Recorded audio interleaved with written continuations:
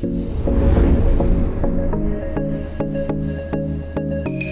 guys, welcome back to my channel, Jeff here. Now if you're returning from a previous video, you will see that I did change up the lighting in my office here and I kind of dig it, but let me know what you guys think. So if you saw in the title of this video is gonna be about grading footage, and now specifically log footage. Now before we go into Premiere and dive into that, I just want to talk about a few key points. Number one, in my opinion, you should only be shooting in a log picture profile if you're recording in a 10-bit color format. Now the reason why you shouldn't be shooting in a log picture profile in anything less than 10-bit is because anything less than 10-bit won't give you the color information to be able to retrieve and bring back all the colors that you shot when you're shooting in a log picture profile. And the difference between 8-bit and 10-bit is massive, like it's not even a comparison. Now I've shot footage in 8-bit before in a log picture profile, and once I brought back all those colors, I was getting like all these weird artifacts and these weird things appearing, and that's because the codec just couldn't handle it because I was pushing those colors way too far. Now if you saw in my previous video, you would have seen that I did mention that I'm personally not a big fan of shooting in log. I prefer to get the colors that I want straight out of camera. That makes my editing time as minimal as possible. In fact, what you're seeing right now was shot in a standard picture profile on the Canon 1DX Mark II, and I bumped up the saturation just a little bit, and this footage that you're seeing right now hasn't even been touched or graded. And it speeds up my workflow to know what colors I want and what colors I know I can get straight out of camera. And that's something that Canon is pretty well known for, is getting like really good colors straight out of camera. Now to give you some context why industry professionals shoot in a log picture profile. And I'll tell you right now, it's not so the cinematographer can achieve a certain look. Once upon a time, I was going to film school and I had a professor who was teaching a cinematography class. And this professor in particular has worked active in the industry, and he explained to us why cinematographers will shoot in a log picture profile. And the reason why is because these cinematographers are often delivering this log footage after they're done shooting the movie to a colorist who has a specific look in mind that a lot of the times the cinematographer isn't even aware of. Now my professor also said that these cinematographers will often double as the colorist, and when they do that, to save as much time as possible, they will use the color presets in whatever cinema camera they're using and adjust the saturation, contrast, tint, or whatever to try and get the colors that they want straight out of camera. Now I've since walked away from film school. I decided that it wasn't for me, and maybe I'll make a video on that sometime. But there were some valuable things that I did take away from it, and that was one of them. Now that we got all of that out of the way, I can now jump into Premiere and show you the way I would color grade log footage or footage in general. Again, this is just my opinion, my style. It's a way, but it's not the only way. All right, here we are in Premiere Pro, and right here I have a clip that was shot on the GH5S in a log picture profile, 30 frames per second at 10-bit. So here with this log picture profile, there are some tools that are very important and very helpful when you're color grading. And Premiere Pro comes with this built in, and so I've never used Final Cut or some of these other softwares, so I'm unsure if they come with this. I'm pretty sure they do. But here are our Lumetri scopes, and this is really important because this is telling you where all your information and your image is. And so your highlights would be up here at 100, and your shadows would be down here obviously at 0. And you can see that our image is a little underexposed to start off with. When all is said and done, you want a lot of this information up here nearing the highlights but not clipping, and down here nearing the shadows and not crushing down at the blacks. Now my favorite tool to use is in the curve section of the Lumetri color tab, and for me this is what I'm using to fix my exposure most of the time on my footage that I'm editing. And your skin tones will sit right here in the middle, your shadows will sit about right here, and your highlights will sit about right there. And so whenever I'm color grading, I'm always color grading first for these skin tones. That is, well, especially for me shooting a lot of weddings and stuff, that's the most important part to me, because you want those to look best. If that means you have to sacrifice stuff outside of the skin tones, I mean, you want to do the best you can, but to me, if I have to sacrifice a little bit outside the skin tones to make sure my subjects look good, then I'm gonna do that, because that will make my clients a lot happier. And so what I'm gonna do is I'm gonna start here at my skin tones, and since my image is a little underexposed, I'm gonna bring up the exposure like so. And if you look over at our Lumetri scopes, instead of the information being more down there like that, it's more central. And so this is giving us more of an image that we should have started off with. I always err on the shadows, as I think it is easier to recover information in the shadows than once information has been clipped. And so now what we're going to do is we're going to bring our shadows more down here, so it gives us more contrast in our image. So we're going to do that by selecting this point on our RGB curves and bringing that down like so. And so as you can see, that already looks a whole lot better. You can see the before and after. And some would consider, you know, this is the image they're going for. And here's the thing, guys, a lot of people are just going for a crisp, clean image like this for their videos. And that's where shooting in log is a complete waste of time, because you can achieve this look directly within camera just by using some custom picture profiles rather than shooting in log and then color grading for this. It just saves you a lot of time. Not only is log footage very uncontrasted, but it's also going to be heavily desaturated as well. So we're just going to go to our creative tab and we're just going to pump some saturation in there. I like my images nice and vibrant.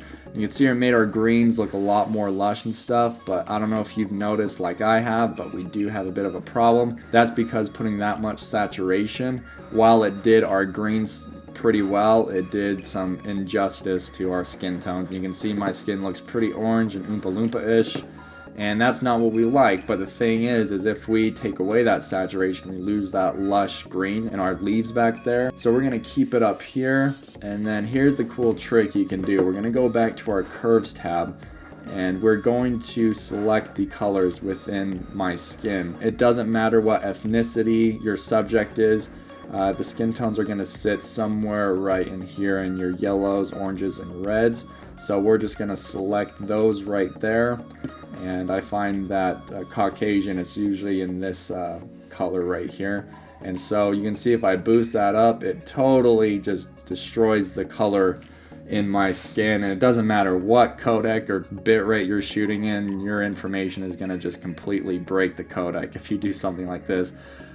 So instead of looking a little orange, we're just going to bring that down just a tad. And you can see how it has kind of saved my skin a little bit, while still maintaining the lush greens in the foliage behind me.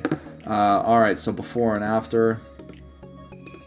Now, like I said, this is a waste of time if you were to color grade your log footage just like this and be the end product, because you can achieve this directly within camera most of the time. And so what we're going to do is we're just going to take away everything we just did, because the reason why people are shooting in log is to give a stylized look to their footage. So I myself, I've created a LUT that I use for all my clients for wedding work and subjects, and it's kind of a orange and teal variation that makes the skin tones look really good. And although orange and teal, a lot of the times I don't like to use it because it puts a lot of blue in your image, I've developed this LUT so that you get good skin tones in the orange spectrum but minimal blues in the blue spectrum. And so just gonna plug in my LUT right here, my Jeff Seville wedding LUT. We're gonna put that in, and you can see that, I mean, I usually apply this to not log footage, and I'm gonna talk about kind of the picture profiles I use. But since I applied this preset, which is normally for an image that has a little bit more contrast and saturation, after I applied it, you can see it's still not looking very good. So we will have to go back to our curves and fix that. We have our Lumetri scopes reading, so it's kind of sitting in the middle. So we're just gonna bring that up a bit and pull this down like so. And then I will usually add just a little bit of blue. Now you can see once again, there's some blue in my hair and a little bit on the leaves, and you really don't want that. So once again, we're gonna go and we're gonna select our blue channels down here, and we're gonna kind of find where that blue in my hair is sitting. it's about that one right there. So you see as I push that up, the blue in my hair gets a little bit more saturated. So we're just gonna take that away. Looks like there might be some, oh yeah, that's the channel right there. So you can see as I pump that up, the blue in my hair is very apparent. So we're just gonna kind of pull that down, and maybe we'll take some of that orange. You can see there's a little orange up here near my hairline. So there it is. Let's take some of that out, just a little bit. All right, and I mean, this isn't a perfect image. You can still tweak this a little bit so that we're not clipping any highlights of the skin. See, like that looks pretty good. So this is the look I usually go for when I'm shooting for clients and stuff. You can see it before and after. And I've had some people ask me if they can purchase this LUT or something anywhere. I personally am a big fan of this look, because while you do kind of get rid of some of the lush greens, the skin tones look absolutely amazing. The whites look amazing. And it's just an easy way to get very good skin tones on your subjects if you're shooting people. And I'll show you later in just a second some of the wedding footage I also use. So again, before and after. But like I said earlier, this is why people are going to be shooting in log, because they're going to be delivering to someone who has a specific look in mind. So let's say cinematographer is going to shoot in log and this is going to be their result. They're going to deliver it to me, the colorist, who has a specific look in mind, and this is the look I'm going for. But the cinematographer does not know that, so he shoots in a log picture profile to give me, the colorist, as much flexibility as I can. But if the cinematographer already has a look in mind, he's just going to set some custom presets within his camera to get closer to the colors that he wants. Alright, so we're going to move on to our next image right here, and I'm going to show you what I normally do. Alright, so this shot right here was shot on the Canon 1DX Mark II in the neutral picture profile, with the contrast bumped all the way down and the saturation bumped down like I think 2 notches. So this is the type of footage I like to shoot. It's still pretty flat, but I'm not going to hell and back to salvage all the colors that I'm shooting. So let me just show you an example. I'm gonna go grab my custom LUT that I made, throw it on like so. You can see, look how much better that looks. And the reason why I created this LUT is you can see the skin tones just look a little drab straight out of camera, but when I apply this LUT, they look a little bit more vibrant. Looks like there's some more life in there, and you get some good colors too, some good blues and reds in there. And you know, this applying LUTs isn't a one and done thing. You still have to tweak a little bit for each individual clip. But see, that out of camera looks really good. So what I've done is I've created this LUT, and I don't shoot log, but I do shoot in a custom picture profile with these settings, contrast and saturation bumped down, so I get good colors straight out of the camera, but I don't have to work so hard to salvage them. And so this again was shot on the Canon 1DX Mark II.